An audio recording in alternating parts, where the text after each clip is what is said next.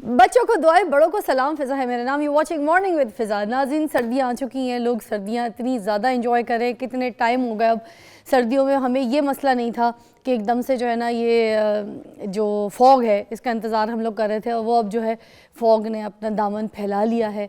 क्योंकि एक तो सर्दियाँ वैसे ही लेट आई हैं, आपको पता है इतनी जल्दी सर्दियाँ नहीं आई। मोस्टली क्लाइमेट चेंज की वजह से जब सर्दियाँ आती थी तो वो ज़रा लंबा टाइम भी रहती थी। अब सर्दियाँ जल्दी भी ख़त्म हो जाती हैं और आती भी देर से। इस दफ़ा भी आपको पता है बड़े देर से आई हैं। तो अभी हम इंजॉय कर रहे हैं सर्दियाँ, अभी बस मज़ा ही ले रहे थे, तो कभी ये फॉग ने हमें तंग करना शुरू कर दिया। आज भी आते वक्त इतनी टेंशन रही, इतनी मुझे प्रॉब्लम्स रही। मैं ये सोच रही थी कि जितने भाई हैं, जो हजरात हैं, जो बाइकों पे जाते हैं, जो गाड़ियों में जाते हैं, ख़ास तौर पे प्लीज़ बहुत ख्याल से निकलें। एक तो अपना ख्याल रखना ही रखना है, ज़ाहिर सी बात है, सबसे पहले, और उसके बाद आगे आने वाली जो बाइक हैं, जो गाड़ियाँ हैं, जो बच्चे हैं, जो लोग हैं, कोई बुज़ुर्ग है, कोई रोड क्रॉस कर रहा है या कुछ भी है, हर एक का जो है ना हिसाब किताब रखना है, तरीके से जाना है। बाद में ये नहीं कहनी कि भाई हमारी गलती नहीं थी, तेरी गलती थी। इस बहस के चक्कर में पड़ना ही नहीं है। गलती किसी की भी हो, मैं कहती हूँ निभाना आपने। आप अपनी तरीके से, अच्छी तरीके से, हर हिसाब से जो है ना कोई गलती कोताही कुछ ना करें, बिल्कुल चौकन्ने होकर निकलें।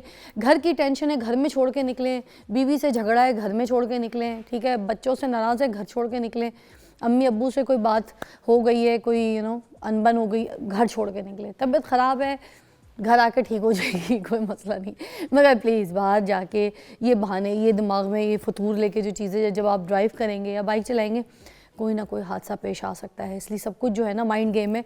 मेंटल हेल्थ सिचुएशन, आप जब घर से बाहर निकलें तो सब कुछ भूल चाल के, उसी तरह जब ऑफिस से बाहर निकल जाएं आप घर की तरफ, तो फिर ऑफिस की सारी फटीकें जो है ना यहाँ छोड़ के चले जाया करें। चले जी, ये तो प्रोग्राम का एक आगाज़ था, मैंने कहा थोड़ा सा आपसे बात कर लूँ। एक बड़ी प्यारी सी मेरी बहन, मेरी बड़ी प्यारी सी दोस्त, मुझे बहुत पसंद है। मेरी मैं कहूँगी कि मेरी सहेलियों की तरह है बहुत। मैं जब कराची से अगर मैं सिलसिला शुरू करूँ तो कराची में भी मैंने उनके साथ जो है ना मुलाकात की हुई है, और कराची का सिलसिला हमारा है क्योंकि वो भी कराची वाली है, मैं नीलम मुनीर की बात कर रही हूँ बाय द वे, जो कि फ़ाइनेस्ट एक्ट्रेस हैं, एक फ़ाइनेस्ट मॉडल है, और उसने बहुत अच्छा अपना करियर जो है वो बूस्ट किया, अपने काम को लेके चली, अपनी एफ़र्ट, अपनी मेहनत, अपनी सक्सेस जो है इनके साथ उसने जो है ना वो हासिल किए। बड़ी, वो कहते हैं ना, ठोकरें खा खा के, मेहनत कर कर के उसने अपने आप को बनाया, अपना नाम बनाया। और मैंने सारा वो स्टेज उसका देखा है कि कितनी उसने एफ़र्ट की है, कितनी उसने मेहनत की है, और कोई ऐसे इस तरह से नाम नहीं बन जाता रात के रात, दिन के दिन। और ख़ास तौर पे जिस टाइम पे ये नीलम एंड ऑल सारी और ये बच्चियाँ, उनको बहुत एफ़र्ट करनी पड़ती थी, बहुत मुश्किल टफ़ टाइम होता था। तो अब मैं ये देख रही थी कि इतनी खुशी का पल है मेरी बहन का, मेरी नीलम का, कि उसकी शादी हुई है माशाल्लाह से। व्हाट अ ब्यूटीफुल कपल माशाल्लाह। ईवल्स आई ऑफ कहते हैं ना, बिल्कुल वो होना चाहिए। उसकी कोई नज़र, कोई बुरी आँख उसके ऊपर नहीं होनी चाहिए। और जितना उसने इंडस्ट्री के लिए काम किया है, मुझे लगता है अब अगर उसने अपनी ज़िंदगी को सेट किया है, उसने अपनी ज़िंदगी में खूबसूरत जीवन साथी चूज़ किया है, हमने उसकी खुशी में शामिल होना चाहिए, हमें उसको दुआएं देनी चाहिए। ये क्या बकवास है हम कर रहे हैं, शेख से शादी कर ली है, किसी दुबई के बंदे से जाके शादी कर ली। मेरी बात सुने, अगर आप दुबई के कपड़े पहन लेते हैं, जुब्बा पहन लेते हैं, इसका मतलब ये नहीं कि आप शेख बन जाएं। वो कपड़े पहनने से कोई शेख नहीं बन जाता। बहुत से लोग जाके ख़रीदते हैं, पहनते हैं, स्टाइल है, फैशन है, ये भी एक लिबास है जिसे पहना जाता है। तो मैं आपसे ये ज़रूर रिक्वेस्ट करूँगी कि देखें, आपके अपने मुल्क की सेलिब्रिटी है, आपके मुल्क की स्टार है, उसने बहुत खिदमत की है, आप उसकी खुशियों में शामिल हों, उसको दुआ दें। उसको इतना अच्छा शौहर मिला है, उसको जो मियाँ है उसको इतनी अच्छी परियों जैसी लड़की मिल गई है, तो उनकी लाइफ अच्छी खुशहाल गुजरे। That's what important. यही मेरी दुआ है। मैं बहुत ही ज़्यादा खुश हूँ नीलम की शादी के लिए, और मेरी बहुत सारी प्यारी प्यारी दुआएं नीलम के लिए। चलिए जी, हम आते हैं अपने टॉपिक की तरफ, और हमारा जो आज का टॉपिक है वो है online skills for college students. मैं आज इस टॉपिक पे दोबारा बात करने जा रही हूँ। मैं आपको बताऊँ, मैंने पहले भी बात की थी, मगर कुछ स्टूडेंट्स और कुछ बच्चे ऐसे हैं जिन्होंने हमें ख़ास तौर पे मैसेजेस भी किए कि जो हमारे मेहमान हैं राइद अफजल साहब, क्योंकि is one of the famous personality, educationist हैं, और जब वो कुछ बात बताते हैं तो लोगों को ये लगता है कि यार हमें रास्ता दिख गया है। इतनी अच्छी रहनुमाई, मुझे नहीं लगता कोई इस तरह के फील्ड में ऐसे एजुकेशनिस्ट कोई इस तरह से बच्चों को समझाता है जिस तरीके से इनकी एक एटीट्यूड और नेचर है। तो ये भी एक स्किल है, मैं आपको बताऊं, ये भी एक आर्ट है, ये भी एक स्किल है कि कोई आपकी बात समझ जाए और आपको बात समझानी आती हो। तो हमारे साथ रायद अफजल साहब मौजूद है। अस्सलाम वालेकुम रायद जी। जी वालेकुम सलाम जी। कैसी तबीयत है उस्ताद जी? अल्हम्दुलिल्लाह ठीक है जी। अच्छा, ये हम टॉपिक ऑलरेडी डिस्कस कर चुके हैं, मगर हम क्योंकि फरमाइश के ऊपर ये बात दोबारा आज करेंगे, इसको ज़रा डिटेल में जाएंगे कि जो स्किल्स हैं, ये जो स्टूडेंट्स हैं कॉलेज वगैरह के, यूनिवर्सिटीज़ के, इनके अंदर किस तरीके के स्किल्स की डिमांड है आज के दौर में। अब क्योंकि 2025 आ गया है, इसमें किस तरीके की स्किल्स की रिक्वायरमेंट ज़्यादा है? देखिए, इसमें सबसे पहले तो हम पाकिस्तानी जो नौजवान है ना, उसको ये जहन में रखना है कि जो एजुकेशन वो ले रहा है, जो उसने अब तक सीखा है, उसकी तो कतई कोई डिमांड नहीं है। इसको कहते हैं डीलर्न करना। जब तक जो उसका फ्रेम ऑफ माइंड डेवलप हुआ है, जिस तरह की उसकी सोच डेवलप हुई है, वो जब तक उसको क्लीन नहीं करेगा ना, वो नया कुछ नहीं सीख सकता।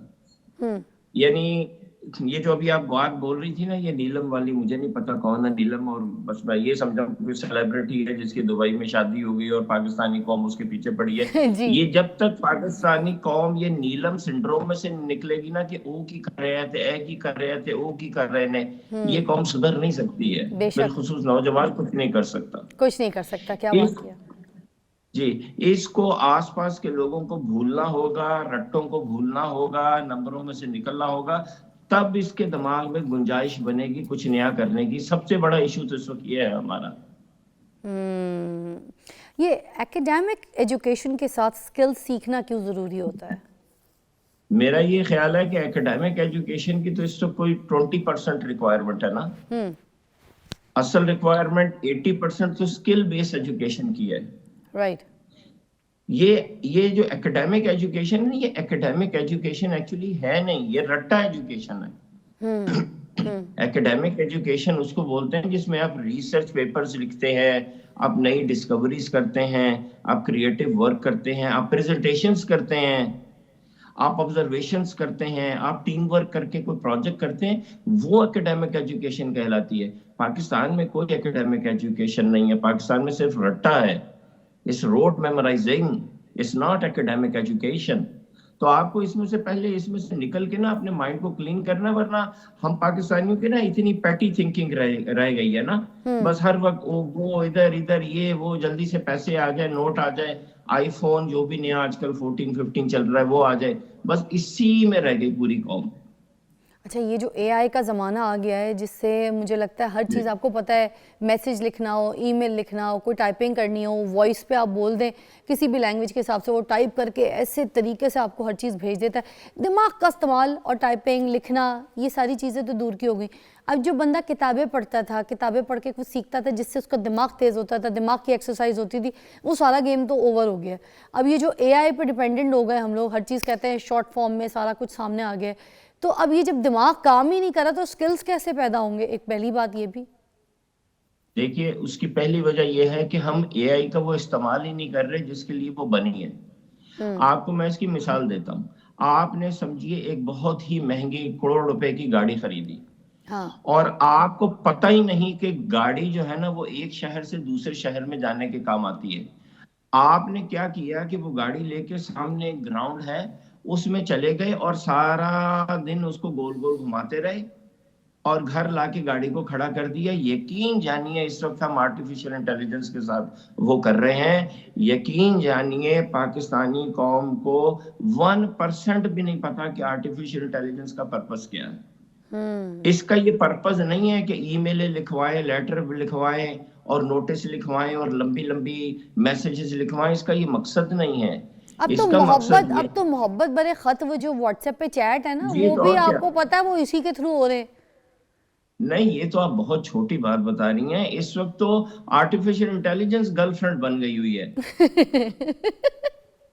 हाँ ना। सही कह रहे हैं। लड़के उसको कह रहे हैं कि तुम ये तसव्वुर करो कि तुम मेरी गर्लफ्रेंड हो और तुम मुझसे एज ए गर्लफ्रेंड बातें करो, और 5 दिन जब वो एज ए गर्लफ्रेंड बातें करना शुरू कर देती है, तो फिर वो ये भूल जाते हैं कि उन्होंने इसको बोला था कि गर्लफ्रेंड हो।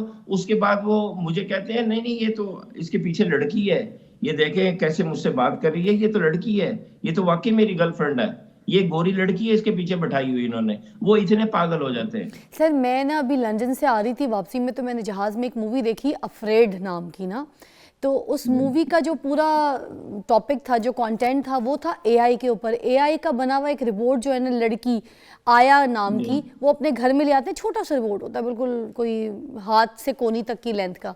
वो घर में ले आते हैं। उस औरत के 3 बच्चे होते हैं, एक शौहर होता है, ठीक है। तो शौहर घर पे ले आता है और वो उसको अपने घर का मेंबर बना देते हैं। छोटी छोटी जगह, हर रूम में, हर जगह पे एक आए वाला बटन लगा देते हैं वो लोग। अब होता क्या है कि वो बच्चों का दिमाग पढ़ लेती है, वो लड़की जो है, वो उनकी जो बड़ी बेटी होती है उसका दिमाग पढ़ लेती है। इस तरह वो पूरे घर का मेंबर बन जाती है। माँ की भी वो हर चीज़ बता रही होती है, खाने में ये करो, यूँ करो, आप ये पका रही है, क्योंकि आए रखती है वो। अब वो एक पूरा एक आपको पता है निज़ाम ऐसा है कि दिमाग है। वो जो लड़की बीवी जो है, उसका मरा हुआ जो बाप है, उसको वो टीवी पे दिखा रही होती है। वो कहती है मानो, वो कहती है कि मैं तुम्हारा यकीनी बापू, मुझे मानो। मतलब मरे हुए इंसानों से बात करना, मरे हुए इंसानों को ज़िंदा करना, उनकी आवाज़, उनकी शक्लों में उनके सामने आना, यू नो ऑल दैट। तो ये वक्त अब क्या हमें देखना पड़ेगा, ये सारी चीज़ों पे भी यकीन करना पड़ेगा। ये ब्रेक के बाद जवाब देंगे आप मुझे डिटेल में, ये एआई हमारे साथ क्या कर रहा है, हमारे डाटा को ले रहा है, हमारे ब्रेन पे किस तरह हावी, हम इसका किस तरीके से सही इस्तेमाल कर रहे हैं या नहीं कर रहे, और ये टेक्नोलॉजी हमें कहाँ लेके जाएगी। ब्रेक के बाद जवाब दीजिएगा।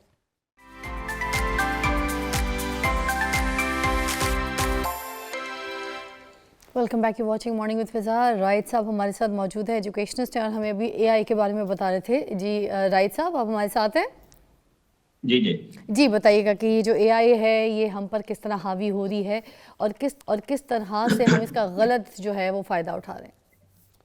अच्छा देखिए, अभी जो आपने बताया ना अफ्रेड मूवी, ये रिलीज तो इसी साल हुई है 2024 में, लेकिन ये जो इन्होंने, हो सकता है ये मूवी 2 साल पहले बनना शुरू हुई हो, तो उसको स्क्रिप्ट जो है ना, उसको जो लिख रहे हो तो उसको आर्टिफिशियल उस लेवल पे ना हो, तो उन्होंने जो चीज उस मूवी में दिखाई है ना, वो एग्जैक्टली वो है कि जो, देखिए एक होता है हो सकता है, एक होता है मैं कर सकता हूं, और तीसरा होता है मैं कर रहा हूं।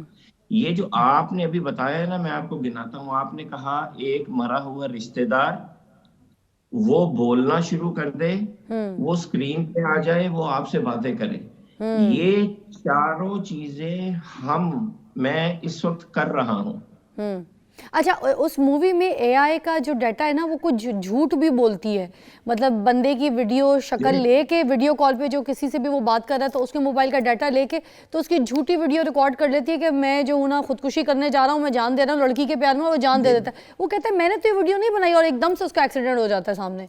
तो ये सारी चीज़ें जो हैं, ये एक चीज जो एआई की आई है ना, नई है, वो है एआई एजेंट। हाँ, एआई एजेंट ये है कि आप उसको किसी एक मकसद के लिए ट्रेन कर सकते हैं। अच्छा, आप उसमें किसी भी फर्द की तस्वीर डाल के एआई को कह सकते हैं कि इस फर्द की वीडियो बनाओ, और वीडियो में तुमने ऐसी बातें करनी है कि जो सुन के इनके रिश्तेदार परेशान हो जाएं, और तुमने फिर वीकली 2 दफा इस तरह की वीडियो उन लोगों को भेज के इस बंदे के बिहाफ पे $1,00,000 कमाने हैं।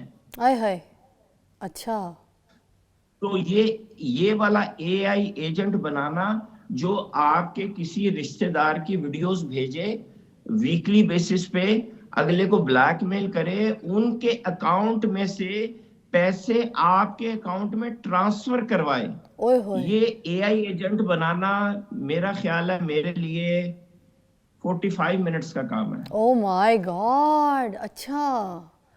तो ये तो बड़ा इसका गलत इस्तेमाल भी है, देखे ना, ये तो बड़ा ज़्यादा गलत हो सकता है। जी लोगों के देखिए, डेटा, फिर वही सारी गाड़ी वाली चीज़ें, बात है बैंक ना। डिटेल्स, पर्सनल चीज़ें, पर्सनल वीडियोस, ठीक है, वो जी कोई जी भी उनके हिडन कोई ऐसे डॉक्यूमेंट्स, सारी चीज़ें तो ये एआई के पास, इनका सारा इंफॉर्मेशन और डाटा इनके पास मौजूद सारा, होगा। देखिए आपका सोशल मीडिया अकाउंट होगा ना, आप टिकटॉक पे भी होंगी, जी, फेसबुक पे भी होंगी, जी, स्नैपचैट, तो मुझे कुछ भी नहीं करना, आपका नाम लेना है, हाँ। और एआई एजेंट जनरेट करना है और उसको कहना है कि इन मिस की वीडियोस बनाओ, चीजें बनाओ, और बस फैलाना शुरू कर दो, और एक अकाउंट भी बना लो या मेरे अकाउंट से शेयर करो, और मैं जिस जिस किस्म की उसको प्रोग्राम कर दूंगा आर्टिफिशियल इंटेलिजेंस को, वो उस तरह की खुद ही वीडियोस बना के आपकी ऑनलाइन करना शुरू कर देगा। Oh my God.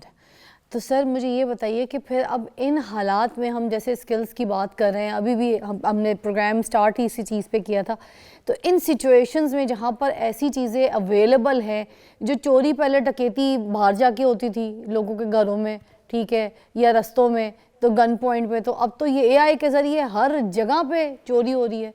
तो फिर किस तरीके से बंदे का दिमाग स्किल्स सीखने के लिए काम करेगा? देखिए, फिर हम गाड़ी पे आ जाते हैं ना। देखिए, गाड़ी जो है वो आप रोड पे डाल दें, और इससे पहले कि पहले पुलिस आपको गोली मारे, आप कोई एक गाड़ी से राहगीरों को 40-50 राहगीरों को मार सकते हैं अपनी गाड़ी से। ऐसा है ना? ऐसे ही है। किसी भी मसरूफ जगह पे गुजर जाए, लोगों को रोनते हुए चले जाएं, लेकिन ऐसा नहीं होता ना। मैंने तो नहीं सुना कि कोई गाड़ी लेके निकला हो और 50 बंदों को मार दिया हो। हालांकि ऐसा किया जा सकता है। लोग अपनी गाड़ियों को अपने ऑफिस में जाने के लिए, रोजी कमाने के लिए इस्तेमाल करते हैं, रिश्तेदारों से मिलने जाते हैं, उस पर ट्रांसपोर्टेशन होती है। तो हमें हमेशा किसी भी नई चीज का जो कंस्ट्रक्टिव यूज है ना, वो सीखना चाहिए, वो जहन में रखना चाहिए, नेगेटिव नहीं सोचना चाहिए। अच्छा, तो अब इसमें से अब मैं आपको बताता हूँ। देखिए, मैंने ही आपको एक नेगेटिव मिसाल दी ना, कि जो शायद मैंने एक दफा आज तक किया, सिर्फ देखने के लिए कि ये मुमकिन है कि नहीं। अच्छा। यानी मैंने गाड़ी से सिर्फ आज तक एक बंदे को कोशिश किया, उसके अलावा कभी मैंने गाड़ी का ये इस्तेमाल नहीं किया। यूं समझे, मैं गाड़ी की मिसाल दे रहा हूँ एआई के साथ। ठीक है। मैंने क्या किया है, मैं आपको ये बताता हूँ। ठीक है, हम डिजिटल एजुकेशन प्रोवाइड करते हैं, हम एआई की एजुकेशन ट्रेनिंग प्रोवाइड करते हैं, जो हमारा बेसिक काम है कि एंटरप्रेन्योरशिप कैसे सिखाई जा सकती है आर्टिफिशियल इंटेलिजेंस की मदद से। अच्छा, अब हमने जब से ये प्रोग्राम शुरू किया है, तो हम इसको पाकिस्तान में कर रहे थे। आर्टिफिशियल इंटेलिजेंस के आने के बाद सिर्फ पिछले 6 महीने में हमने सोचा कि हम इसको, एआई से कहा कि हमने इसको इंडिया में इंट्रोड्यूस कराना है। तो सिर्फ 6 महीने में इंडिया में इसकी रीच जो है हमारे प्रोग्राम की, पाकिस्तान से 10 गुना ज्यादा हो गई है। तो हमने जो भी डिजिटल एजुकेशन बनाई है, जिसमें बच्चों को, स्टूडेंट्स को स्किल्स सिखा रहे हैं आर्टिफिशियल इंटेलिजेंस की मदद से, एंटरप्रेन्योरल स्किल्स सिखा रहे हैं, वो प्रोग्राम ही हमने आर्टिफिशियल इंटेलिजेंस की वजह से बनाया है। राइट। अब आ जाए दूसरी बात की तरफ जी। तो मैं, आप जैसे अभी वहां से यूके से होकर आई है, मैं इत्तेफाक से 24 दिन सऊदीया में रह के आया हूँ। ठीक है। तो मैं वहां एक कॉन्फ्रेंस में चला गया, और मेरे हाथ में सिर्फ मेरी आर्टिफिशियल इंटेलिजेंस थी। अच्छा। मैं शब्द एक बूथ पे गया और मैंने कहा कि जी, मैं आर्टिफिशियल इंटेलिजेंस की मदद से ना, जो भी मैंने बूथ देखा, मैंने उसकी तस्वीर डाली आर्टिफिशियल इंटेलिजेंस में, और मैंने कहा कि मुझे बताओ कि हम इस कंपनी के साथ क्या क्या आइडियाज कर सकते हैं। अच्छा। वहां दूर से तस्वीर खींची। अच्छा। तो वहां पे मिसाल के तौर पे एक बोटानिकल उनकी जो एसोसिएशन है, ऑर्गेनिक बोटानिकल एसोसिएशन, उसका स्टॉल लगा हुआ था। तो मैंने दूर से तस्वीर खींची और मैंने कहा कि मैं पाकिस्तान से हूँ, पाकिस्तान में हमारे पास लैंड है, बोटानिकल प्लांट्स हमारे पास बहुत सारे हैं, मुझे बताओ हम ये सऊदीया में ये बोटानिकल एसोसिएशन के साथ मिलकर क्या काम कर सकते हैं। ठीक है। अच्छा। इसने मुझे 10 यूजेस बताए। वाह। कि पाकिस्तान और सऊदीया बोटानिकल प्लांट्स में, नबातात में, ये मेडिसिनल प्लांट्स में ये काम मिलके कर सकता है। ठीक है। मैं वो लिस्ट लेके बूथ के अंदर गया, और वहां पे इत्तेफाक से उस दिन उनके चीफ एग्जीक्यूटिव बैठे थे। मैंने कहा, together Pakistan and Saudi Arabia we can do these 10 things. मतलब इसका मतलब इसी का आपने एक पॉजिटिव वे भी बताया कि देखें एआई के जरिए हम कौन से पॉजिटिव काम भी कर सकते हैं, वो जो स्किल्स की आप बात करें, तो इसी तरह यू आर टू राइट जी। अच्छा, अब मुझे सऊदीया से आए हुए आज 7वां दिन है। तो आर्टिफिशियल इंटेलिजेंस का सिर्फ एक बूथ पे इस्तेमाल जो मैंने किया, और बिजनेसेस जॉइंट वेंचर्स जनरेट किए आर्टिफिशियल इंटेलिजेंस की मदद से। आज अल्हम्दुलिल्लाह 8वें दिन पे हम सऊदीया की कोलैबोरेशन में आर्टिफिशियल इंटेलिजेंस की मदद से 11 कंपनियां लॉन्च की हैं हमने। वाह, very nice, very nice, very nice. सी देखें ये कितना एक वन जबरदस्त ये भी 100 एकड़ जमीन हम ऑलरेडी बोटेनिकल प्लांट्स जो इस वक्त सऊदी अरेबिया में चाहिए, जिसमें कैमोमिला है, एलोवेरा है, मेहंदी, जिसके लिए हमारा लैंड बैरन पड़ा हुआ था, वो हम 100 एकड़ जमीन ऑलरेडी एंगेज कर चुके हैं। ज़बरदस्त। राय साहब, थैंक यू सो मच। हमेशा आपसे बात करके कोई ना कोई नया आइडिया जो है जनरेट होता है यूथ के लिए। आज भी कुछ नई चीज़ें आपसे सुनने को मिली हैं। बेस्ट ऑफ लक, अपना ख्याल रखिएगा। Will catch you soon again and आपको भी हम एक ब्रेक के बाद मिलते हैं। ये तो थी हमारी वो वाली बातें जो मुझे लगता है वेरी इंपॉर्टेंट आज के दौर में लोगों को पता होना चाहिए कि आर्टिफिशियल इंटेलिजेंस के ज़रिए आप किस तरीके से सही फ़ायदा उठा के अपने स्किल्स को अच्छा कर सकते हैं। और अगर आप सिर्फ आर्टिफिशियल इंटेलिजेंस का गलत फ़ायदा उठाएं तो आप अपने स्किल्स को भी मार देंगे और आप अपनी ज़िंदगी ख़त्म कर देंगे, अपनी मत मार देंगे। Seriously, take a break.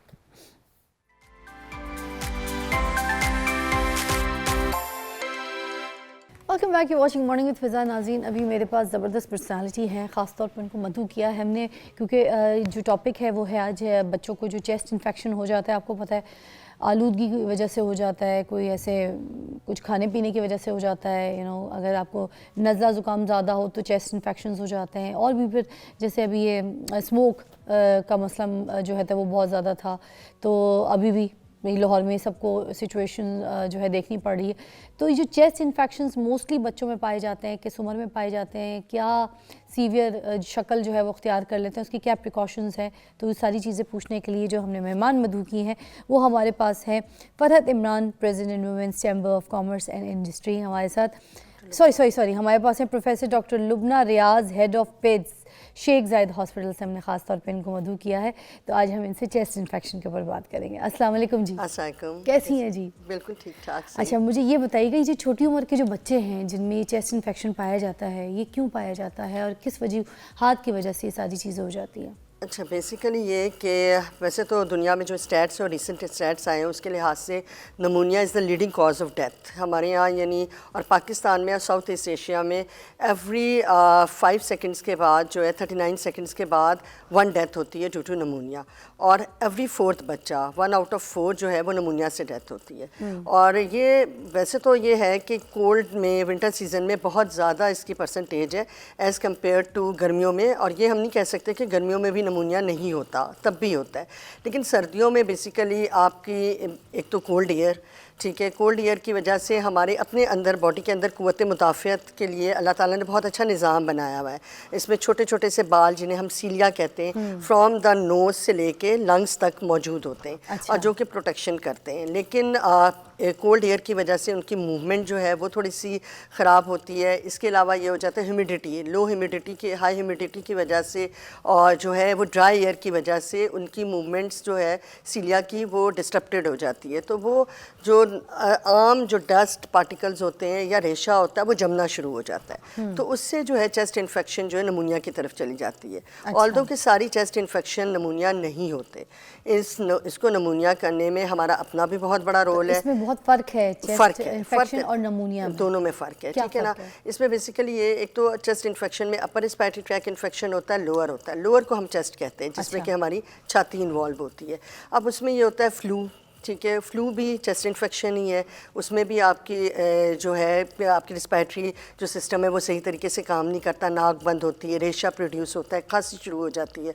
और यही अगर जमना शुरू हो जाए, उसके लिए हम एहतियाती तदाबीर ना करें, टाइमली इसको डायग्नोज ना करें, तो ये नमूनिया बन जाता है और वो सीवियर नमूनिया बन जाता है। अब नमूनिया भी 2 किस्म के होते हैं। इसमें से जो 70% नमूनिया है वो वायरल होता है, ठीक है। अच्छा। वायरस की वजह से होता है। और जो 30% है वो बैक्टीरियल होता है। और अगर हम टाइमली इसको ना डायग्नोज करें तो वायरल नमूनिया के ऊपर सेकेंडरी बैक्टीरियल भी हो जाता है, ऊपर से बैक्टीरिया भी आ जाते हैं। इसकी पहचान कैसे करेंगे कि एक तो सबसे पहली बात कि ये चेस्ट इन्फेक्शन है या ये नमूनिया 1, नमूनिया 2 टाइप जो आप बता रही, हमें तो वैसी ही पहचान नहीं होती, इसकी पहचान कैसे करें? इसकी पहचान बिल्कुल सिंपल है। आम यानी जो अनएजुकेटेड जो घर वाले भी हैं, पेरेंट्स हैं, वो भी पहचान कर सकते हैं। अच्छा। देखिए बच्चे को अगर नज़ला ज़ुकाम खांसी 3 दिन से ज़्यादा हो गया है, हाँ। ठीक है, इट मीन्स कि कोई ना कोई वजह तो है जो ये लंबा कर रही है, ठीक है। उसमें आपके अगर बुखार 3 दिन से ज़्यादा रह गया है, अगर खांसी बिल्कुल सेटल नहीं हो रही, दौरों की सूरत में 3 दिन से ज़्यादा वो बच्चा निकाल भी नहीं सक रहा, हाँ। और बढ़ती जा रही है। इसके अलावा ये कि आपके बच्चा सो नहीं सक रहा, दूध कम पी रहा है, और गड़गड़ वाली गड़गड़ाहट वाली आवाज़ें बहुत आना शुरू हो गई हैं। इसके अलावा छाती पसली चलना एक चीज़ कहते हैं, जिसमें हाँ। तेज़ तेज़ सांस नॉर्मल ये हमने हमारे रेट्स के बड़े लिहाज से। बुजुर्गों से सुना है पसली चलना, ये किस तरह से पीछे से फील करेंगे हम पसली नहीं, पीछे से नहीं, हम आगे से देखते हैं, इधर आगे chest से की जी, इधर। फ्रंट से देखते हैं। आपने देखा होगा पसलियाँ यूं इस तरह हाँ, से हाँ, शेप जी, में, जी, ठीक जी। है ना। उसमें क्या होता है पसली चलने में कि तेज़ तेज़ सांस लेना शुरू कर देता है हाँ। बच्चा, और उधर गड़े बनना शुरू हो अच्छा। जाते हैं, वो अंदर दब जाता है। एक पेट ऊपर की तरफ होता है, और जहाँ पे आपकी पसलियाँ ख़त्म हो रही होती हैं वहाँ पे बहुत बड़ा गढ़ा बनने लगता अच्छा। है। इसे लोअर चेस्ट सिंड्रोइंग कहते हैं ठीक। मेडिकल टर्मिनोलॉजी में। और रिस्पायरेटरी रेट हर एज के लिहाज से जो अंडर 5 बच्चे हैं उनका यानी एक कट ऑफ पॉइंट है। जिस तरह नियोनेट जो नवाजिदा बच्चे होते हैं, न्यू बॉर्न होते हैं, उनमें 60 से अबव अगर है, ठीक है। इसी तरह 1 साल तक 50 से अबव है, और 40 से अबव है 1 ईयर से अबव में, तो वो कट ऑफ पॉइंट्स है। अगर बच्चे के ये रेट ज़्यादा हैं अपनी एज के हिसाब से, तो मदर या फादर या घर में जो भी बड़ा मौजूद है वो 1 मिनट तक या आधे मिनट तक उसको काउंट करे, ठीक है। अगर बच्चा समझ लिया अगर 15 डेज़ का है और उसका 65-66 आ रहा है, तो और साथ में लोअर चेस्ट सिंड्रोइंग आ रही, तो ये सिवियर नमूनिया, ये यानी शदीद नमूनिया की तरफ चला अच्छा। जाता है, ठीक है। लेकिन अगर सिर्फ रेट ज़्यादा है और लोअर चेस्ट सिंड्रोइंग है, जिसको कहते हैं पसलियों का अंदर होना, गढ़े पड़ना, वो नहीं है, तो इसका मतलब है आम नमूनिया है। और रेट कभी कभी नाक बंद होने से भी बच्चों में ज़्यादा हो जाता है, तो उसके लिए हमारे पास एहतियाती तदाबीर होती हैं, कुछ ट्रीटमेंट्स होती हैं जिससे बेहतर हो जाता है। अच्छा, इसमें फीवर चेक भी कोई है कि कितना? जी, फीवर का ये है कि और कितने फीवर दिन तक? जी, फीवर का ये है कि 3 डेज से अगर फीवर है तो आप फ़ौरन डॉक्टर से रुजू करें। अच्छा। हमारे यहाँ जो डायग्नोसिस और नमूनिया की डेथ्स बहुत ज़्यादा जो हो रही हैं, वो ये है कि होम रेमेडीज़ घर में रखना, उसको हॉस्पिटल नहीं ले जाना। अब फ़ौरन अगर आपको लगे 2 दिन गुजर गए, बच्चा नहीं ठीक हो रहा, दूध नहीं सही पी रहा, सांस तेज़ ले रहा है, कोई भी मसला हुआ, आप फ़ौरन लेके आएँ, ठीक है। हमारे पास अक्सर बच्चे तब आते हैं जब वो नीले हुए होते हैं, जब उनका सांस तेज़ हो के बिल्कुल वो एग्जॉस्ट हो जाते, कम हो जाते Oh my हैं। God. और इसके अलावा ये कि जिनमें गड़गड़ाहट, छाती बिल्कुल जकड़ जाती है, एयर एंट्री जो होती है नॉर्मली हमारी क्या एहसास नहीं होगी, ऑक्सीजन नहीं सही जाएगी, तो सही बेहतर नहीं होते बच्चे, ठीक है डॉक्टर ना। लुबना जी, जो नाक बिल्कुल एक कुछ बच्चों का बंद ही होता है, मोस्टली वो महीना गुजार देते हैं इसी तरह कि जैसे बलगम या पूरी कोई चीज़ नाक के अंदर जो है ना वो फंसी हुई है, गला खुल के आवाज़ नहीं निकलती उनकी, वो भी क्या इसी सिचुएशन का? देखिए वो वायरल इन्फेक्शन तो है, इसके अच्छा। अलावा एलर्जी हमारे यहाँ आपको पता है कि एलर्जेंस हमारे हवा में, स्मोक पिछले दिनों थी, धुआं, पोल्यूशन, आजकल आज भी फॉग है, है, अभी ठीक है fog ना, भी इतना ज़्यादा है, तो हम क्या इनहेल कर रहे हैं, हम यही चीज़ें इनहेल कर रहे हैं, ठीक है। और आहिस्ता आहिस्ता हमारे नॉर्मली क्या होता है, नॉर्मली हमारा जो नाक का जो लिक्विड जो निकलता है वो बिल्कुल क्लियर होता है, लेकिन वो जब थिक हो जाए और जमना शुरू कर दे किसी भी वजह से, तो जो है उससे नाक बंद हो जाती है। और जब नाक बंद होती है तो उसके लिए हमारे पास होते हैं प्रॉब्लम्स, यानी सॉल्व करने के लिए घर में होती है स्टीम इनहेलेशन, ह्यूमिडिफायर्स। अगर आप नहीं अफोर्ड कर सकते तो सिंपल हीटर के आगे आप, पुराने ज़माने में आपने देखा होगा हमारी अम्मियाँ क्या करती थी, पानी स्टील की देगची में रख देती थी। मगर हीटर कौन सा वाला, वो जो एयर वाला हीटर है देखिए या वो इलेक्ट्रिक हीटर? ये आपके गैस वाला हीटर, क्योंकि हमारे यहाँ गैस वाले ही ज़्यादा अवेलेबल है, बिजली की वजह से हीटर्स तो बड़े मुश्किल हैं, लेकिन उसमें अक्सर हीटर्स में ह्यूमिडिफायर भी मौजूद होते हैं, ठीक है।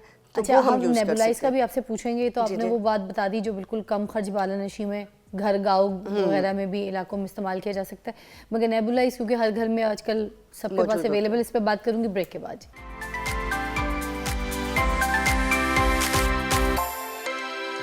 Welcome back. Professor doctor Lubna ji हमारे साथ मौजूद है, जिनसे हम बात करें चेस्ट इन्फेक्शन और नमूनिया के लिए, और सारे सिम्टम्स भी पूछ रहे हैं जो कि अभी ब्रेक से पहले उन्होंने बताया। मगर नेबुलाइज़र की बात मैं पूछना चाह रही थी कि हम बच्चों को नेबुलाइज करवा सकते हैं घर में, और किस एज के बच्चों को खुद करवा सकते हैं अगर हमें लग रहा है कि ये चेस्ट इन्फेक्शन वाली सिचुएशन जैसे आपने पहचान बताई है?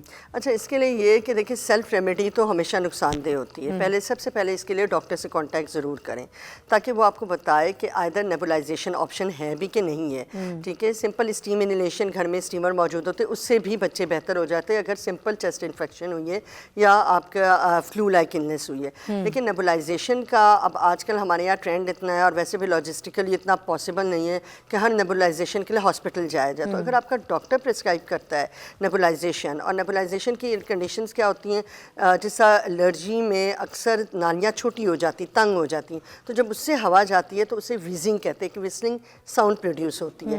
तो उसमें नेबुलाइजेशन की जो है रिक्वायरमेंट होती है कि आप नेबुलाइज कर देते हैं उसमें, तो वो आपका डॉक्टर आपको बताएगा। कुछ मेडिसिन है जो कि आपकी नालियों को थोड़ा सा कुशादा कर देती हैं और उसमें जो है जमा हुआ जो बलगम है उसको लिक्विफाई करके तो निकाल देती हैं, तो उसमें नेबुलाइजेशन होती है कि इंडिकेशन है कि आप नेबुलाइज कर सकते हैं। और ये जो विक्स वगैरह लगाते हैं हम बच्चों के चेस्ट पे, नाक पे, गर्दन पे, नहीं, या विक्स कपड़े के ऊपर आजकल भी थोड़ा? बिल्कुल ना उसको हम डिस्करेज कर रहे हैं, क्योंकि आपके विक्स में भी कुछ ऐसे, क्योंकि कार्बन्स वगैरह मौजूद होते हैं जो जाके लंग्स के ऊपर इफेक्ट करते हैं। अच्छा। उसके लिए बेहतर तरीका यही है कि वो दवाइयाँ होती हैं जिसको हम सैल्बुटामोल और इस तरह की मेडिसिन हैं कुछ, ये इप्राट्रोपियम, ये काफ़ी मुश्किल नाम है लेकिन ये कुशादा करती हैं नालियों को, जो सीटियों की आवाज़ आती है उससे रोकती हैं। इसके अलावा हम नॉर्मल सेलाइन से कर सकते हैं। नॉर्मल सेलाइन जो है हमारी ये जो बलगम को थिक होने से रोकता है, इसको लिक्विफाई करता है, तो इससे भी nebulisation according to the dose of the age जो है हम करके तो वो भी हम दे सकते हैं। अच्छा, हमारे माशरे में माएँ जो है पाकिस्तान में ज़्यादातर क्या करती हैं, कैस्टीन और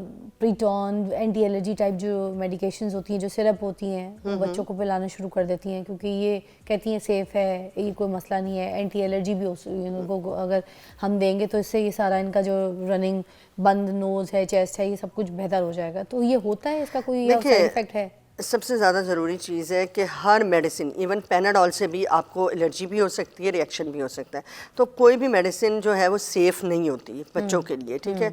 तो उसके लिए सबसे बेहतर ये है कि डॉक्टर एंटी एलर्जी क्यों? हाँ, एंटी एलर्जी हर चीज़ का एंटी एलर्जी नहीं होता। अगर नमूनिया है तो उसमें एंटी एलर्जी क्या करेगा, कुछ भी नहीं करेगा, ठीक है, बल्कि हम कफ सप्रेसेंट देते हैं। हालांकि खांसी इज़ अ गुड साइन, खांसी जब बच्चा करता है इट मीन्स कि उसके अंदर जो जरासीम या बलगम फंसी वो निकालने की कोशिश करता है। बड़ा तो स्पुट आउट कर देता है, स्पिट आउट कर देता है कि वो बलगम के ज़रिए निकाल लेता है खांसी के ज़रिए।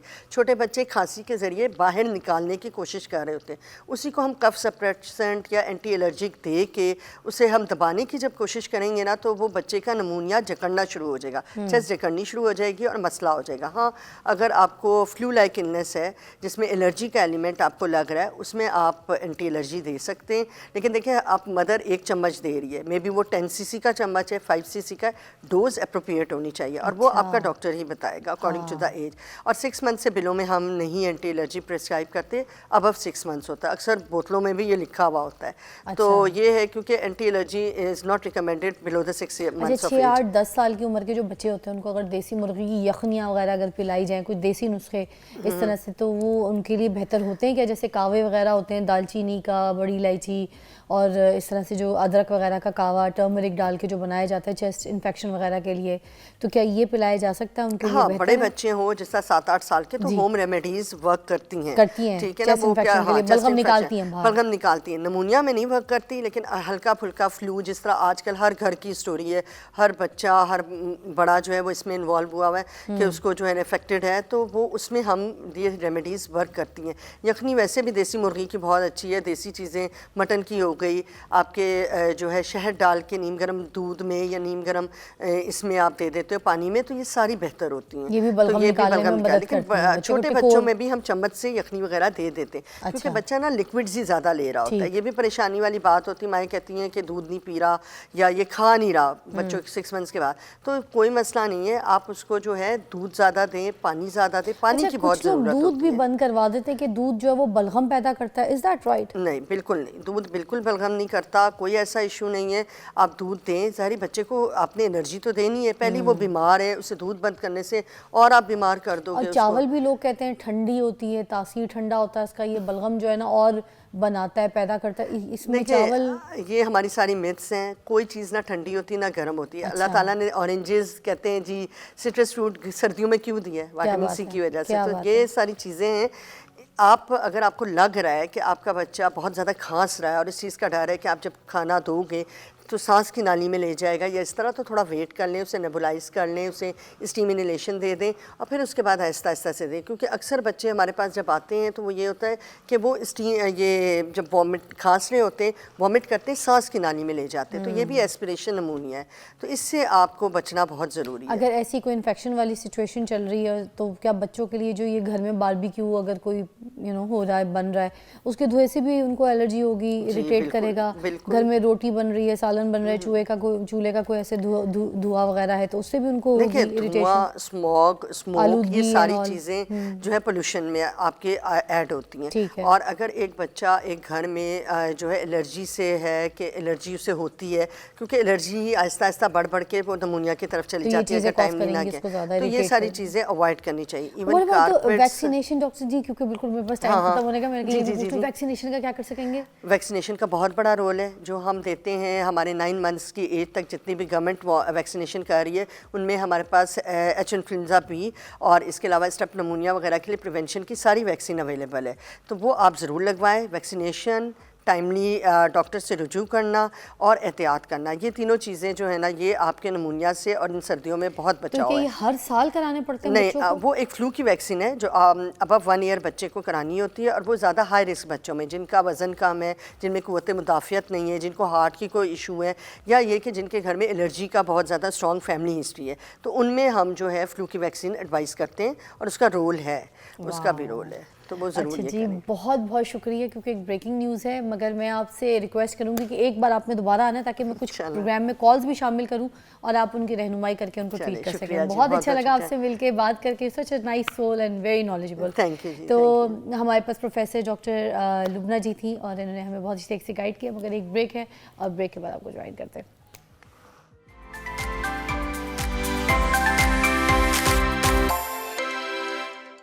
Welcome back, you watching morning with Fiza. नाज़रीन, मेरे पास बहुत प्यारी सी ज़बरदस्त मेहमान मौजूद है। टॉपिक भी बड़ा ज़बरदस्त है, आपके काम का टॉपिक है, ख़ास तौर पे मेरी बहनों के लिए जो घर बैठी हैं और कुछ करना चाहती हैं और कुछ बनना चाहती हैं, और जो ऑलरेडी काम कर रही हैं उनको भी कुछ ऐसे आइडियाज़ चाहिए कि बिज़नेस में किस तरीके से आगे बढ़ सकती हैं। तो इसके लिए हम आज बात करेंगे वुमेन रोल इन बिज़नेस, किस तरह से आप कामयाबी हासिल कर सकती हैं, कैसे आपके पास स्किल्स होने चाहिए, कौन कौन से ऐसे आइडियाज़ हैं जो बहुत ज़रूरी है ख़वातीन के लिए कारोबार में, जो कि वो स्टेप रखें तो उनको कभी नुकसान ना हो बल्कि सब कामयाबी हो।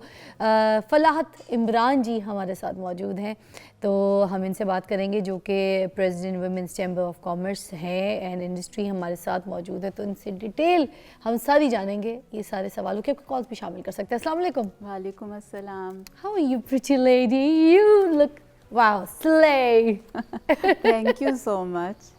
कैसी हो जी? बिल्कुल ठीक। I have been watching your programmes, बहुत अच्छे आप प्रोग्राम्स कंडक्ट करती हैं in a very happy manner. बहुत शुक्रिया। बस यही था कि जब हम ये शो लेकर आएँ, ये शो करें, तो जो घर बैठ के जितनी भी जो मेरी बहनें हैं और भाई भी और माशी जो मसाइल हैं हम उसके ऊपर बात करें, उनको कुछ सिखा सकें अपने एक्सपीरियंसेस के साथ। तो ख़ास तौर पे हम आप लोगों को बुलाते हैं ताकि आपके एक्सपीरियंसेस जो है ना वो लोगों तक पहुँचें और वो भी कुछ कर सकें। ज़िंदगी में मुझे लगता है एक रहनुमाई चाहिए होती है, मेंटोर चाहिए होता है। तो आज आपसे इसी पे बात होगी, इसी पे गुफ्तगू होगी। मुझे बताइएगा कि ख़वातीन के लिए कारोबार में कौन से ऐसे जो है ना स्किल्स बहुत इंपॉर्टेंट है, अगर वो आना चाहती हैं, कारोबार करना चाहती हैं, तो कौन से ऐसे स्किल्स ज़रूरी होने चाहिए? सबसे पहले तो जो सबसे बड़ा स्किल है ना वो है कि अपना शौक़, और ज़रूरत के तहत आती हैं कोई ख़वातीन, लेकिन सब अपनी आपको पता हो कि आपका स्ट्रेंथ क्या है, क्या आप किस चीज़ में अच्छी हैं, और उसके अंदर फिर अगर आप मेहनत करती हैं और सीखती हैं कि वो कारोबार कैसे आगे बढ़ाना है, तो फिर there is no looking back. वाह, अच्छा। और ये जो कम पैसे, अगर मैं बोलूँ कि बिल्कुल शॉर्ट थोड़ी सी रकम है किसी के पास और उसने उससे बिज़नेस करना है किसी औरत ने और कारोबार खड़ा करना है, तो वो कौन से ऐसे कारोबार हैं जो थोड़ी सी पैसों में हो जाएंगे? लंच बॉक्स बिज़नेस जो मेरे अभी दिमाग में आ रहा है वो है। कई हमारी फ्रेंड्स हैं जिन्होंने शुरू किया और कहती हैं कि हमने तो 300 रुपए से शुरू किया और लंच बॉक्स ऑफिसेज़ में डिस्ट्रीब्यूट करने शुरू किए, बिकॉज बहुत से लोग होते हैं, बहुत सी आजकल लेडीज़ हैं और आदमी जो नहीं सुबह ला सकते खाना और बाज़ार का खाना नहीं खाना चाहते, तो I think this is a very good business. Really जैसे आज इसकी बर्थडे है मगर उसके बावजूद शर्म आनी चाहिए तुम्हें, तुम कुछ आज अपने घर से अच्छा पका के नहीं लाए तो फिर कोई ऐसी जगह देख लो जहाँ से ये इस तरह का कोई आपको टिफ़िन मिले, वो सबको खिलाओ। आज बर्थडे है ना जी, आपने भी अभी बर्थडे विश कर दी इसको, उसने खिलाया हमें कुछ भी नहीं अभी तक। अच्छा मुझे ये बताइएगा कि ख़वातीन का जब कारोबार में ये अपना ख्वाब पूरा करने के लिए आती हैं तो ये कौन सी ऐसी बुनियादी बातें हैं जिसका ख़ास ख्याल रखना चाहिए औरतों को? आपको अपने मार्केट नीश का पता होना चाहिए कि कहाँ बेचना है आपने अपना स्टफ़। अगर आप कपड़े बना रहे हैं और आप कोई मतलब कोई हाई एंड कपड़े बना लिए या बहुत लो एंड कपड़े बना लिए और वो आप रख रहे हैं बहुत सी, एक समझें आप रख रहे हैं कि पैकेजेस मॉल में, तो वो उसका आपको देखना पड़ेगा कि उसकी रिक्वायरमेंट क्या है, कैसे लोग आते हैं उधर, कौन ख़रीदता है। सबसे मार्केट नीश इसको कहते हैं कि आपको ये पता होना चाहिए कि आपकी मार्केट क्या है। आपने लो एंड उस पे बेचना है या हाई एंड पे बेचना है, आपको इस चीज़ का पूरा अपना कॉन्फिडेंस होना चाहिए कि हम इन लोगों के लिए बना रहे हैं ये प्रोडक्ट और ये ख़रीदेंगे। फिर उसका बैकग्राउंड होता है कि वो क्या चाहते हैं, जो आपसे ख़रीदेंगे उनको किस किस्म की चीज़ें पसंद हैं। उसके लिए आप सर्वे करें अपने रिश्तेदारों से, अपनी फैमिली से, जिन लोगों का आपको पता है। अगर आप ऑनलाइन सर्वे नहीं कर सकते तो बहुत सी, बस आपको इंटरेस्ट होना चाहिए, जो काम आप कर रहे हैं शौक़ से करें। अच्छा कामयाब बिजनेस के लिए ख़वातीन के अंदर कौन सी ऐसी खसूसियात जो हैं वो बहुत इम्पोर्टेंट होनी चाहिए? डिसिप्लिन, एक तो शौक़, एक टाइम का डिसिप्लिन बहुत इम्पॉर्टेंट है कि टाइम आपका टाइम मैनेजमेंट करनी चाहिए और आप जितना भी काम कर रहे हैं आप उसको बहुत दयानतदारी से करें। अगर कोई प्रोडक्ट बना रहे हैं तो बहुत परफेक्ट बनाएं प्रोडक्ट, कि जो क्लाइंट है आपका देख के उसका दिल खुश हो जाए कि इसकी क्वालिटी बहुत अच्छी है, उस पर कॉम्प्रोमाइज़ ना करें। अच्छा ये चीज़ें आपको लगता है बहुत इंपॉर्टेंट है। Yes. और मार्केटिंग के लिए कौन कौन सी ऐसी टिप्स हैं जो आपको लगता है कि देनी ज़रूरी है? क्योंकि मुझे तो लगता है कि अगर हम किसी तहखाने में भी कोई प्रोडक्ट लॉन्च कर दें या कोई ब्रांड लॉन्च कर दें या कोई भी चीज़, तो वो अगर उसकी मार्केटिंग अच्छी हुई भी है ना तो वो उधर तहखाने से भी जो है ना जाके वो बिकना शुरू हो जाएगा। क्या कहते हैं? Very right. इतना प्रोडक्ट भी बन जाता है, प्रोडक्ट डेवलपमेंट भी हो जाती है, उसका पैकेजिंग भी हो जाती है, लेकिन अगर मार्केटिंग ठीक नहीं है तो फिर वो बिकेगी कैसे? सबसे बड़ी ये बात है। अब आपसे मुझे टिप भी देनी है कि ये कौन सी ऐसे तरीके हैं मार्केटिंग के जो औरतों को ज़रूरी अपनाने चाहिए? ऑनलाइन मार्केटिंग के जो हैं, जो हमारे प्लेटफॉर्म्स हैं जैसे इंस्टाग्राम, फेसबुक और बहुत से और ऑनलाइन अपनी ई मार्केट खोलते हैं, तो वो उसका आपको बहुत अच्छी तरह पता होना चाहिए और आपने अपने एक नेटवर्किंग डेवलप करनी है। आपने बड़े स्टोर्स के साथ उनको कांटेक्ट करना है। आपने ऑनलाइन ट्रेडिंग में तो आप एक्सपोर्ट भी कर सकते हैं, बाहर एक्सपोर्ट भी कर सकते हैं, लेकिन उसके लिए आपको एक बैकग्राउंड की ज़रूरत है। Here I would like to tell you कि हम लोग women chamber of commerce and industry Lahore division ने हमने एक अपना पहला पायलट प्रोजेक्ट स्टार्ट किया कि जो औरतों के लिए स्पेशली है कि जो बिज़नेस करना चाहती हैं लेकिन उनको नहीं पता कि उन्होंने क्या करना है।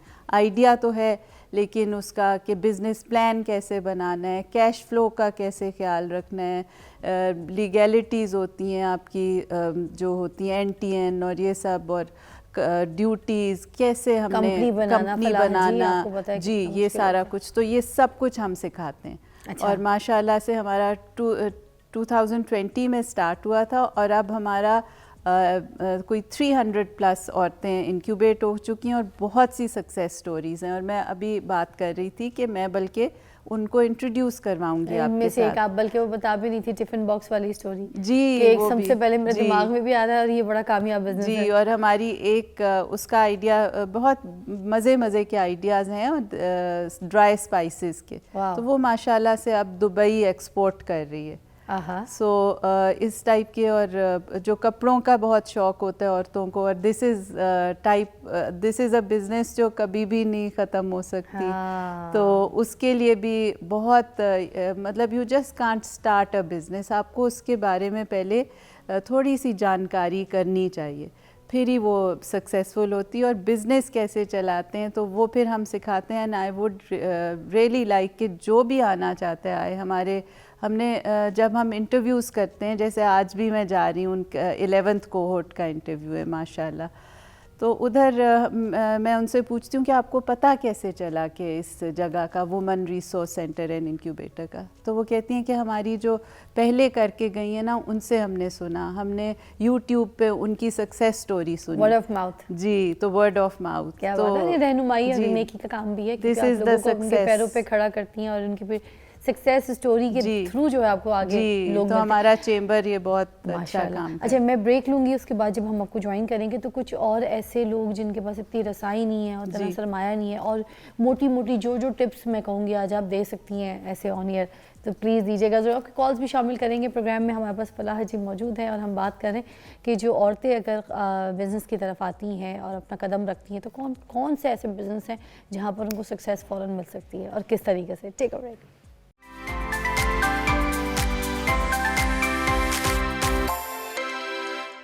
Welcome back. फलाह जी हमारे साथ मौजूद है और बता रही है कि जो औरतें घर बैठी हैं और कुछ करना चाहती हैं, जिनके पास इतनी सरमाया भी नहीं है कि वो अफोर्ड कर सकें इतना कोई ब्रांड बड़ा लॉन्च करने के लिए, मगर कम पैसे बालानशी में किस तरीके से अपने प्रोडक्ट को जो है वो मार्केट कर सकती हैं, बिज़नेस में आ सकती हैं, कदम रख सकती हैं। तो हम फलाह जी से पूछे थे, मुझे बताइए एक औरत है जिसके पास इतने कोई पैसे नहीं है मगर उसके पास थोड़ा बहुत हुनर है, जैसे पापड़ अच्छे बना लेती है, घर में अचार बना लेती है, देसी का कुछ सिस्टम उसका अच्छा है, ये देसी मक्खन अच्छा निकलवा लेती है, उसके पास आटे की चीज़ें हैं, बाजरा अच्छा है, कनक अच्छी है उसके पास, इस तरह की चीज़।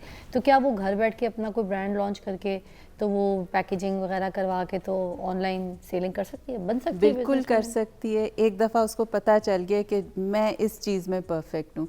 जैसे समझें कि उसको पता है कि वो स्टिचिंग अच्छी करती है, तो इतनी ज़रूरत है अच्छे टेलर्स की, तो वो साथ अपने मिला लेती है अपनी और फ्रेंड्स को या अपने नेबर्स को, और एक खोल लेती है, एक स्टिचिंग हाउस खोल लेती है, मतलब स्टिचिंग यूनिट बना लिया पूरा। स्टिचिंग यूनिट बना लिया। और फिर उसके बाद इनको पता चलता है, अगर हमारे जैसे इदारों से ये लोग कांटेक्ट करते हैं, पता चलता है कि जी गवर्नमेंट आपको कितनी फैसिलिटेट कर रही है, कितना कि आपने मशीनें लेनी है, आपने आगे बढ़ना है, बहुत से मौके होते हैं, बस आपका जज्बा होना चाहिए। और मैंने ऐसी मैं इतने वसूख से क्यों बोल रही हूँ, बिकॉज़ मैंने देखी हुई हैं औरतें जो ये सब कुछ करके और कहाँ से कहाँ पहुँच गई हैं। तो इसलिए बहुत फिर अचार बनाती हैं बहुत सी औरतें। अभी रिसेंटली हमारी एक स्टार्टअप है जो बहुत शाय थी, वो मतलब घर से भी नहीं निकलती थी, उनका हस्बैंड उनके पास मतलब ऑफिस के बाहर बैठता था जब वो क्लास हो रही होती थी। उस स्टेट बैंक ने उनको एक्नॉलेज किया है कि उनका अचार इतना अच्छा है कि पानी से बनाते हैं और बनाती हैं, और वो कैंसर पेशेंट्स के लिए बहुत अच्छा है। उन्होंने जब ये अपनी रिसर्च की और सारा कुछ किया तो उनको पता चला कि मैं तो इतनी अच्छी चीज़ बना रही हूँ। फिर एक हमारी हैं मेंबर, वो जूट बैग्स बनाती हैं, और वो उन्होंने अपने इलाके की सारी औरतों को मिला के और वो जूट बैग्स बनाने शुरू कर दिए। तो ऐसे करके और आपस में आप दूसरों को भी इनकम जनरेशन का सिखा रहे हैं कि आप भी बने। फिर वो कहती हैं कि हमारे पास और काम लेके आएँ, मतलब हमने तो इतना अच्छा कर लिया है। तो फिर उनके कनेक्शंस डेवलप होते हैं जब उनको पता चलता है लोगों को कि इतना अच्छा बना रही हैं, और किसी इदारे के साथ मुंसलिक हो जाती हैं, जैसे औरतों के इदारे। ये आप अचार वाला बिजनेस बताई थी, या हमने कोई पापड़ वाले बिजनेस की बात की, तो इसमें कोई कितना पैसा लग जाता है फलाह जी? अगर इन्वेस्ट करना चाहते हैं, स्टार्ट करना चाहते हैं, तो कितना कोई पैसा लगाना पड़ता है? बहुत कम पैसे लगते हैं। आपको पता है अचार के लिए सब्जियां लेनी है, कोई स्पाइसेस लेनी है, उसके लिए कितने लग जाएंगे। उधार से शुरू किए करती हैं औरतें, थोड़ा सा इधर लेके अपने भाई से ले लिया, अपने इधर से ले लिया, किसी से ले लिया, किसी ने तो अपनी ज्वेलरी बेच के अपना काम शुरू किया। और एक दफ़ा पता चल जाए ना आपको कि आपका ये आपके अंदर हुनर है, तो पहले तो वो ज़रा सी परेशान होती हैं कि हम कपड़ों का करें, हम खाने का करें, हम ये करें वो करें। एक चीज़ पे अपना फोकस कर लेना कि हमने ये काम करना है, तो फिर उसके ऊपर फिर वर्क करें। तो अब देखिए हमारे सेलिब्रिटीज़ में भी कितनी बड़ी बड़ी एग्जांपल्स हैं। मायरा खान को देखें, शी इज़ अ स्टार, उन्होंने अपना एक ब्रांड लॉन्च किया कपड़ों का, उनका बिल्कुल। कितना अच्छा चल रहा है, साथ बहुत साथ वो और अच्छा। अच्छा काम भी दे रही हैं। उसके साथ नादिया हुसैन को देख जी। लीजिए, माशाल्लाह she is a top model, मगर उन्होंने अपना जो ब्रांड लॉन्च किया कॉस्मेटिक का, वो बिल्कुल। कितना अच्छा चल रहा है और बहुत वाकई बहुत अच्छा। अच्छा प्रोडक्ट है अतीका उनका भी। ओडो। अतीका ओडो के देख लीजिए, ठीक है। अतीका आपा का तो बहुत ही अच्छा प्रोडक्ट है, मैं बहुत पहले से कराची से जो है ना उसको देख रही हूँ मार्केट में, उनके तो शेड्स अवेलेबल नहीं होते थे। यू लुक लाइक अच्छा। अतीका ओडो जी भी, अच्छा, काफी हद तक आप उनसे भी, What a उनकी big स्माइल जैसी मिलती है, What a big है compliment. ना। Thank आपको you. देख के मुझे वो गाना भी याद आ रहा था, जान भी दे दूं तू कहे तो वो जाने उन्हीं के ऊपर she is a pretty lady, नहीं माशाल्लाह। बिल्कुल। तो इसी तरह जितने ये स्टार्स हैं, आयशा उमर, उन्होंने भी अपना कोई स्किन केयर और नेल पॉलिशेस जी। का कोई ब्रांड, ऐसे बहुत सारे एग्जांपल्स हमारे सामने हैं जिन्होंने एकदम से फील्ड स्विच की है। बिल्कुल। कुछ लोगों ने स्विच किया है, कुछ लोगों ने एक्टिंग और मॉडलिंग में रहते रहते अपने ब्रांड्स लॉन्च कर दिए। ये भी बड़ी एग्जांपल्स हैं बहुत कि वो बड़ी। किस तरीके से अपने प्रोडक्ट को लेकर आई और अच्छी चीज़ों को। मैंने देखा मार्केट जो है ना अच्छी चीज़ को ही एक्सेप्ट Quality। करती है अब। Quality। Quality matters. अब वो मरकरी नहीं चलता, अब वो सफ़ेदा नहीं चलता, अब फजूल की कोई भी ऐसी चीज़ अगर हम मार्केट में बेचते हैं ना तो सामने वाला पागल नहीं है, एक सामने दफा वाले को खरीदेगा क्वालिटी चाहिए, फिर नहीं आएगा, फिर कभी नहीं आएगा। आएंगे। और वो जो है ना, ये बात बिल्कुल सही है कि अगर कोई मार्केट में अच्छी चीज़ आप लेकर आते हैं तो आप अपना ब्रांड भी बना सकते हैं, नाम भी। बिल्कुल और बना अगर आपसे कोई गलती कोताही हो गई और आपने सिर्फ पैसा खींचने वाली कहानी में कोई प्रोडक्ट लॉन्च कर दिया, गए आप ऐसे ही। बिल्कुल। और इसके- हमारी देखें, हमारी 22 करोड़ की उससे भी ज़्यादा हो गई आवाम जी। है, तो हमारा पाकिस्तान में भी बड़ा हमारा है कि हम पोटेंशियल है कि हम इधर चीज़ें अपनी बेचें। और जब आपकी चीज़ें बहुत अच्छी क्वालिटी हो जाए तो वाई नॉट के बाहर भी ट्रेडिंग करें, इंटरनेशनल ट्रेडिंग करें। हमारी औरतें उसमें भी आ रही हैं आजकल। क्या बात है जी, और, ज़बरदस्त। और एंड में कुछ अगर कहना चाहती हैं तो प्लीज़ कहिए, हमारी उन औरतों के लिए जो अभी बढ़ रही हैं, चढ़ रही हैं, काम कर रही हैं। मैं अपनी माइक्रो एंटरप्रेन्योर्स के लिए कहूँगी कि जो बिल्कुल शुरू कर रही हैं, जैसे आपने कहा है कि पैसे नहीं हैं उनके पास और वो उनके पास किसी चीज़ की सलाहियत है, कढ़ाई करने की, कपड़े सीने की, आईटी में भी आजकल तो वो ऑनलाइन भी काफ़ी कुछ वो हो जाता है और थ्रू द फ़ोन वो भी नहीं है, तो खाना बनाने की बहुत सी चीज़ें हैं। बस आप सोच लें आपने काम करना है। मैं I would like to end my conversation with Quaid-e Azam की एक है, मैं जल्दी से बोलती हूँ बिकॉज आपके पास टाइम कम है। मेरे फादर थे, he was in Islamia college back then, और 1946 में कायदे आज़म की स्पीच वो सुन रहे थे और वो कहते हम ज़मीन पे ऐसे बैठे हुए, और मैं फर्स्ट ईयर में था तो कॉन्वोकेशन आउट गोइंग क्लास की हो रही थी, तो कहते कि मैंने चिट पे लिख के अपने सीनियर्स को भेजा जब के कायदे आज़म को कि what profession should I choose, मैं कौन सा प्रोफेशन चूज़ करूं, and how do I know it's the best for me. तो कायदे आज़म ने वो पढ़ के, मतलब it was something like that, मुझे अभी जल्दी में भूल के, तो कायदे आज़म ने वो पढ़ के कि कौन सा मैं प्रोफेशन चूज़ करूँ और मुझे कैसे पता है कि ये मेरे लिए अच्छा है। हाँ। तो कायदे आज़म ने जवाब दिया देख के पर्ची, pick out the profession that you are interested in, work hard at it, work hard till you reach its perfection, you are bound to succeed. इसका मतलब है कि आप प्रोफेशन एक चूज़ करें, उसके बहुत काम करें, उसके ऊपर वर्क हार्ड करें, और जब आपने बहुत वर्क हार्ड किया तो आप सक्सेस आपकी है। अरे वाह, मतलब काम वो करें जिसमें you are good at. Yes, और जिसमें शौक है आपको। जिसमें शौक। अरे वाह, बड़े मज़े की आपने देखे मिसाल भी हमारे साथ शेयर की है, और ये कहानी हमें जो है याद रहेगी क्योंकि आपके फादर के साथ का एक्सपीरियंस है, हम इसको याद रखेंगे। जो औरत काम करना चाहती है इन चीज़ों को ज़रूर नोट रखें, और बहुत सारी मुझे लगता है टिप्स आपको मिल गई। हम आपको मिलेंगे एक ब्रेक के बाद। Thank you so much, I had a great time with you, such a nice soul. और ब्रेक के बाद हमारे साथ रहिएगा।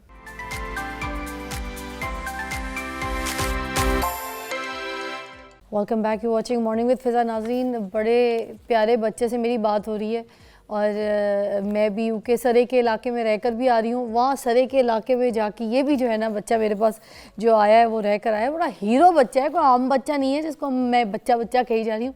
वो तो मैं कहूँगी कि राइजिंग स्टार है हमारा और फ्यूचर है हमारे। ये बच्चे चाहिए मुझे, ये है हमारी असल यूथ। अब मैं बताती हूँ जो ये इतनी तारीफ़ें कर रही हूँ किस बच्चे की कर रही हूँ।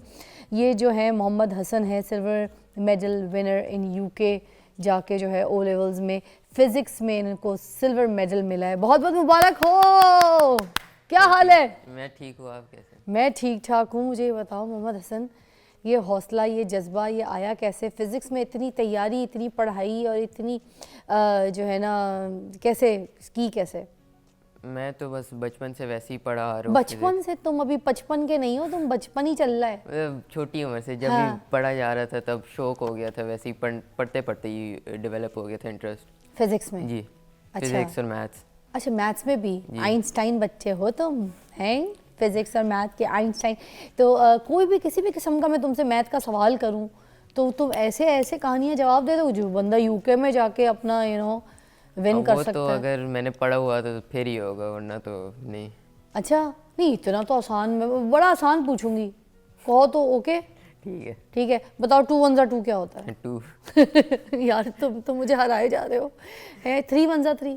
3 0 multiply by 0 is equal to? 0। यार ये सवाल मैं मुश्किल पूछ रही हूँ या तुम मुझे आसान जवाब दे रहे हो? वेल ये तो एक जोक है, बट मुझे पता है आप कुछ डिफरेंट ही करके। अब वहाँ पे किस तरीके का कंपटीशन था, क्या कंपटीशन में किया है? पहले तो एक मैथ्स का रिटन कंपटीशन हुआ था, वो मैंने पहले यहाँ पे दिया था। जब मैंने वो दे दिया था तो बाद में हमारा रिज़ल्ट अनाउंस हुआ था कि मैं और 7 और बच्चे जो हैं वो सिलेक्ट हुए हैं पाकिस्तान से वहाँ पे जाने के लिए, क्योंकि हमने मेडल जीता था। मैंने पहले मैथ में यहाँ पे सिल्वर मेडल जीता था, फिर मैं वहाँ पे गया था। अच्छा, यूके में। यहाँ पे कितने स्कूल्स के दरमियान हुआ था ये कंपटीशन या सिर्फ आपके स्कूल के अंदर था? नहीं, बहुत ज़्यादा स्कूल के थे, मतलब 1000 से ज़्यादा बच्चों ने पार्टिसिपेट किया होगा, लेकिन सिलेक्ट सिर्फ हम 8 ही हुए थे। एक ही स्कूल से नहीं, या पूरी- अलग अलग पूरी स्कूल से? दुनिया से। टोटल पाकिस्तान में? पाकिस्तान से पूरी। ठीक है, टोटल 8 बच्चे थे। जी। अच्छा, जब आपको ये पता चल गया तो फिर इसका जो खर्चा खराजात सारी चीज़ें वो स्कूल ने उठाई थी या फिर आप खुद अपने खर्चे पे गए थे ये यूके इस कंपटीशन के नहीं, लिए? हम खुद अपने खर्चे पे गए थे। अच्छा, अपनी टिकट लगा के, अपनी शौक था जी जी है? तो क्या दिल था पाकिस्तान का नाम रोशन करना है? जी। पैशन था कि आगे भी मजीद जीत कर आना है यार, दुनिया फतह करके आना है? देखूंगा अगर कोई अच्छा, तो चांस फिर हुआ। जब गए आप यूके तो उसकी तैयारी शयारी करके गए, कितना टाइम पीरियड था आपके पास तैयारी के लिए? मेरे पास था कोई 2 वीक्स के अराउंड। उसमें मैंने अपनी जो फिज़िक्स का जो मैंने प्रेजेंट करना था उसकी सारी सी रिसर्च उसी 2 वीक्स में की थी, और अपना जो वर्किंग मॉडल था वो भी उसी 2 वीक्स के अंदर ही बनाए थे। अच्छा, तो वर्किंग मॉडल कितना मुश्किल था बनाना? पढ़ाई तो ऑलरेडी आप वैसे कर चुके थे, इसकी तैयारी तो थी, मगर बनाना अपना खुद का था इस मॉडल को ना? जी। तो कितना मुश्किल था या फिर इजी मैं था? मुश्किल नहीं था, उसमें बस थोड़ी वायर ही जोड़नी थी साथ। मेरा वर्किंग मॉडल जो था वो विंड मिल था ना, तो बस लाइटें चिपकानी थी, साथ एक विंड मिल था। अब उस विंड मिल को जब घुमाया था तो फिर लाइटें उसकी ऑन हो जाती थी। तो बस यही था, मतलब सिंपल था मेरा ज़्यादातर। फिजिक्स का ये आपका प्रोजेक्ट था? जी, लेकिन मेरा ज़्यादातर जो है ना प्रेजेंटेशन में था कि मैंने प्रेजेंट कैसे करना है, उसी की वजह से मुझे ये सिल्वर मेडल मिला था। अच्छा, तो फिर वहाँ पर जब आप गए तो उधर कितने बच्चे थे उस कंपटीशन में? पाकिस्तान से तो 8 थे, और भी दूसरे ममालिक से होंगे? जी, 23 मुल्क से और भी बच्चे आए हुए थे, उस में से अराउंड 200 होंगे पूरी दुनिया में से। वाह, तो इतना टफ कंपटीशन, इतनी सी उम्र में इतना बड़ा लोड आपने लिया, डर नहीं लगा, घबराए नहीं? नहीं कॉन्फिडेंस लेवल गिरा नहीं एक मिनट के लिए? नहीं नहीं, अच्छा, तो वैसे भी अगर ना भी हुआ तो और चांसेस मिल जाने थे, लेकिन फिर भी ले आया मैं। तो ये कॉन्फिडेंस किसने दिया आपको इतना ज़्यादा? आपकी फैमिली की तरफ से आपको अच्छी पुश थी, जी। अम्मी की तरफ से, अब्बू की तरफ से? दोनों की तरफ से उन सारों ने मुझे मेंटली फाइनेंशियली दोनों तरीक़ों से सपोर्ट किया था। वाह, अब अपने घर में सबसे बड़े हैं? नहीं नहीं, छोटे हो सबसे। सबसे छोटे को इतना प्यार लाड, वो तो उसमें ख़राब कर देते हैं बच्चा। यहाँ आपके माँ बाप जो हैं आपको बिगाड़ने के वजह आपको कह रहे हैं बन के दिखाओ भाई इतनी सी एज में। तो आप तो रियल हीरो बनते जा रहे हैं, माँ बाप का भी नाम आपने रोशन किया है। देखें ना कि अभी बात आपसे हो रही है मगर तरबियत डिस्कस हो रही है आपकी अम्मा जी की, क्योंकि तरबियत तो माँ की होती है, अब्बा जी तो सिर्फ लुक आफ्टर करते हैं, ब्रेड एंड बटर, हाँ आँख रखते हैं, बात करते हैं, बच्चे के साथ कंपनी होती है, सब कुछ एक केमिस्ट्री होती है, मगर असल तरबियत मैं हमेशा देखती हूँ कि माँ की बहुत ज़्यादा होती है। तो अम्मी की सपोर्ट किस हद तक रही है? जब पढ़ते थे, चीज़ें बनाते थे, खाने पीने की ऐसी ग़िज़ाएँ फरमाइश होती थी घर में कोई, जहाँ पढ़ रहे हो सो गए वहीं है, कोई ऐसी कहानियाँ होती थी? नहीं नहीं, मैं तो इतना भी टाइम नहीं लगा था मुझे, मतलब आसान था, इतना मुश्किल नहीं था वो सारे रिसर्च करने में, बस टाइम बहुत लगा था थोड़ा। इंटेलिजेंट हो, हैं इंटेलिजेंट हो। तो अम्मी की सपोर्ट का भी हिस्सा तुमने डाला कोई नहीं है? मुझे ब्रेक के बाद अच्छी तरीके से बताओगे अम्मी की सपोर्ट किस हद तक के थी कि आज ये मुकाम हासिल किया है ना जी? जी। हसन, एक ब्रेक लेते हैं। See you after break.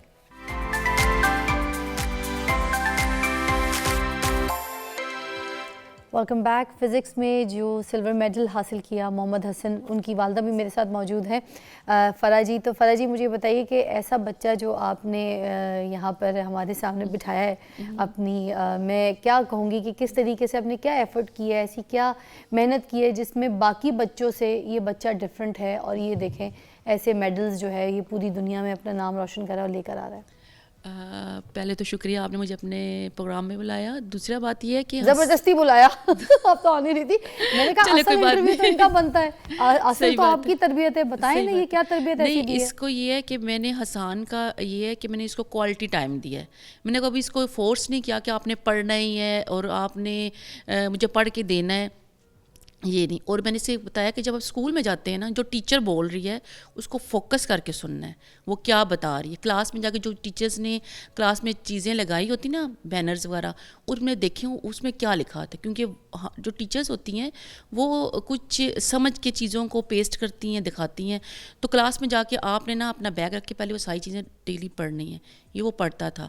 और टीचर की बात को ये ऐसे करके आता था ना, जो मैं से पूछती थी ना तो ऐसे लगता था टीचर बोल रही है, ये सारा मुझे वो आंसर देता था। अच्छा। और बहुत अच्छे तरीके से मैं इसे कहती थी कि तुमने उसको ऑब्जर्व करना है और घर आके ना उसको आपने रिवाइज़ करना है। और मैं ट्यूशन के हक में नहीं थी, इसने खुद ही जो पढ़ता था और जो टाइम देता था ना कि इस टाइम पे इसने पढ़ना, ये उसी टाइम पे आता था।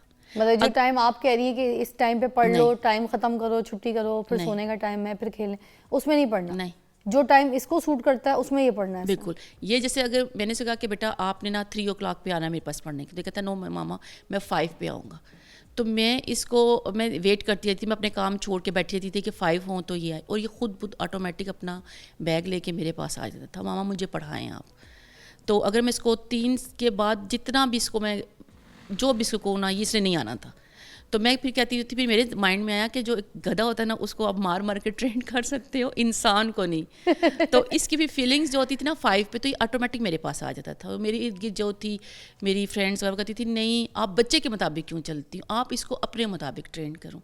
तो मैं कहती थी नहीं, ये इंसान का बच्चा है, ये अपने मुताबिक ही आएगा। कहते के बच्चे इंसान के बच्चे में अच्छी आपने फर्क इलेबरेट किया, क्योंकि मोस्टली माँ क्या करती हैं बहुत ज़्यादा प्रेशर करती हैं। आपने बच्चे को प्रेशर नहीं किया। नहीं, प्रेशर नहीं मुझे बताइएगा स्क्रीन टाइमिंग क्या है हसन का?